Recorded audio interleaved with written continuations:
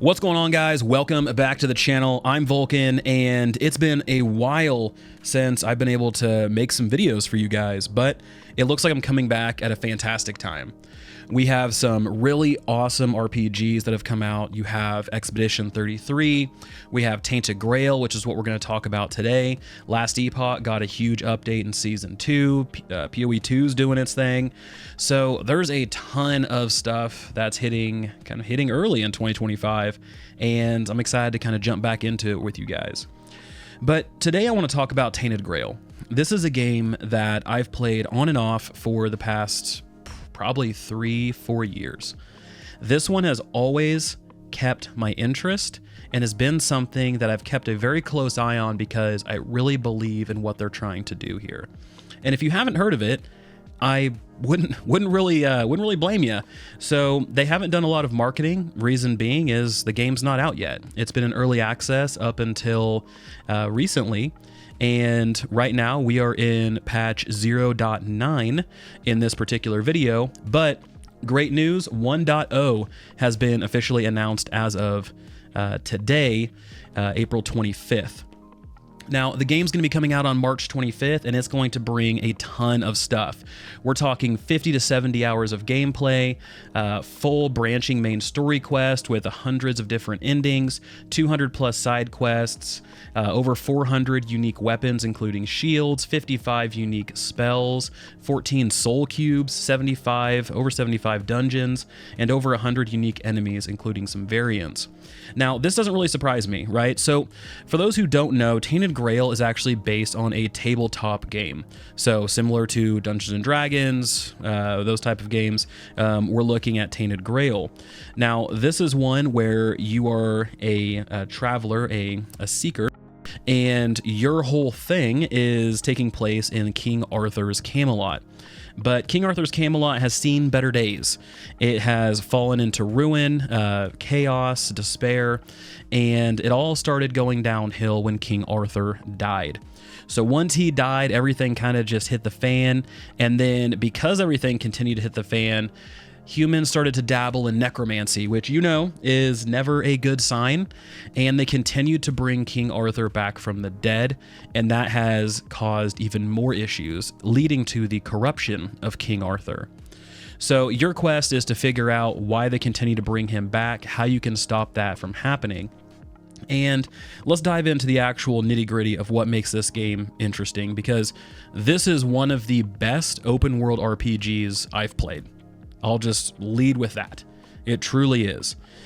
The game offers a massive world that has stuff around every single corner. So when I played Avowed, one of the issues that I ran into was it claimed it was an open world RPG, but in an open world RPG, one of the things I look for are secrets, things that kind of pull you in off the beaten path, you know, discoverables, a reason to explore. Avowed didn't really have that. You would get pulled off the beaten path and there would be either nothing there or something that was so over the top obvious that there really wasn't anything truly hidden. Tainted Grail does something much, much different.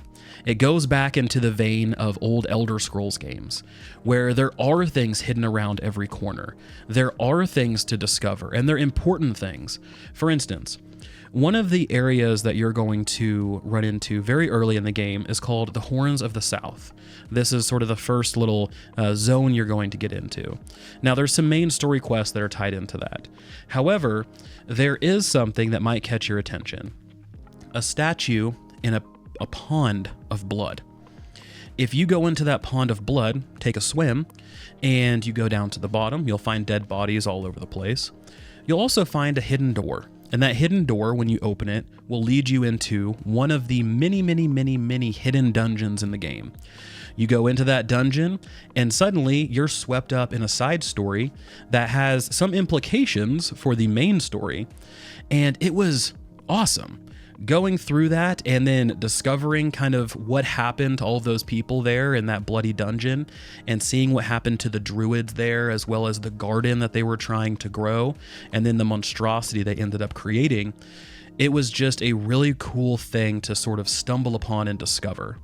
And if that was one tagline I could put with Tainted Grail, is the fact you just stumble upon things and discover them. So you're doing that. That's the open world aspect. But what else do we have? So Tainted Grail kind of took a step back from their early iterations, and they decided people really want builds. They really want to be able to customize their character a little deeper than a traditional open world RPG allows you to do.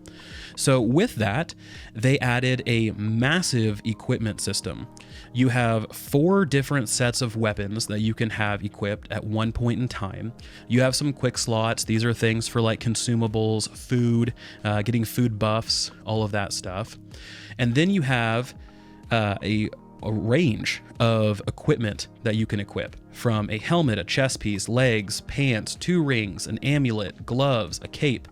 And all of these things can either play together as a full set. If you can get all the pieces, you can get a set bonus, or you can choose just to go for pure stat sticks, and you can take the ones that best fit your build. You want to roll a two-handed hammer build, you want to roll an archer build, a mage build, you want to dual wield magic and a sword, double magic, 2 shields, you can do that. And the game gives you immense flexibility when it comes to how you want to build your character and how you want to go through the game. And they do that through the attributes and the skill system. So your attribute system is your traditional kind of RPG one. You have strength, endurance, dexterity, spirituality, practicality, and perception. Strength gives you increased melee damage as well as max stamina and an armor weight multiplier. Because you do have armor weight in this game, where you equip heavier armor, you're going to be slower, and you're also going to have a different dodge, similar to Remnant and other games like that. Endurance is going to increase your maximum health, encumbrance limit, or stamina regeneration. Dexterity is going to increase your attack speed, your noise and visibility. So you do make noise. Anything that you do in the game makes noise. And this noise is going to draw the attention of enemies. Remember that garden that I talked about earlier? That's an absolute disaster if you go in guns blazing and you're not ready for it, because enemies will jump on top of you. And then also dexterity gives boosts to ranged damage. Spirituality is where you're going to go if you're a mage. You have spell power, max mana, mana regeneration. Practicality is going to give you crafting bonuses. This is, you can get a crit while you're crafting to have your item be better, so a better version of it. This also leads to not failing at crafting. So early on, if you try to craft something, it'll fail and you'll get this kind of broken mess. So that is something in the game as well. This crafting bonus in practicality will help with that. Practicality also gives you weak spot damage, crit damage, your stamina and mana cost reduction, and then price of sold goods. So if you want to be a merchant and you really want to kind of wheel and deal, this is where you're going to want to spend points as well. Perception is going to give you critical damage as well as critical chance, and then sneak damage. As you level up, you're going to get points that you can put into each one of these categories. So this is kind of think of this as the foundation of your build, where depending on how you spend those points, it's going to give you strengths and weaknesses in certain areas. Now, we also have skill trees, and this game has quite a few skill trees. They're not overly expansive, so don't think of them as like a Last Epoch, where you have massive trees for every skill, or a Path of Exile, because it's not this type of game. But you do have strength, which has unarmed, two-handed, one-handed in general. You have endurance that has shields as well as stamina as well as health. Dexterity for, your rogue type thing. Spirituality for your caster stuff. Perception, which is going to give you stealth, daggers, and critical hits. And practicality, which is going to give you some self-healing, crafting and trading, statuses, and armor. Now, as you level up, you're going to get points, and you can spend these however you want. You can reset them however you want. If you don't like what you're building, if you don't like what you're assembling, you can always go back and reset them for the price of gold. Now, you do have to level up while sitting at a fire. This can be any fire. It can be a campfire that you set. It can be a fire in town. Any sort of campfire, you just have to sit at one. Sitting at campfires also gives you the ability to identify unidentified items. You have to use something called cobwebs. Cobwebs will allow you to empower your campfire, and once you do that, you can identify unidentified items. You can restore your special skills, which are like your god skills, and you can also do a few other things like fast travel. So let's talk about the world and the combat a little bit more. So out in the world, again, it's open world. You can stumble upon anything, but there's going to be things like bounties. There's going to be a lot of different enemies, world bosses that you can stumble upon. And the combat in this game is very reminiscent of an Elder Scrolls game. So I'm not going to say it's the best in the world. I'm really not. It's very light. There isn't a ton of feedback. It's very kind of quick and floaty, but it is fun. It's something that you can just pick up and play, and it's not going to, you know, be like an Elder Souls, a Souls-like game where, you know, you have to memorize attack patterns and do all of those things. Now, for bosses, you do. There are some mechanics that you have to memorize and understand, because if you don't, you'll die. So that is something. But two-handed weapons are slow, one-handers are fast, your archery stuff is very powerful as long as you have arrows for it, your magic is good as long as your mana is great. So all of the kind of the traditional things. So if you're somebody who is, you know, a savant at open world RPGs, man, you're gonna have the time of your life. So really, what separates Tainted Grail from everything else, right? Is this just a game that's catching up with the crowd, or is this a game that's going to be a differentiator in the market? I think if you're someone who's looking for an open world RPG, this game is going to be a breath of fresh air.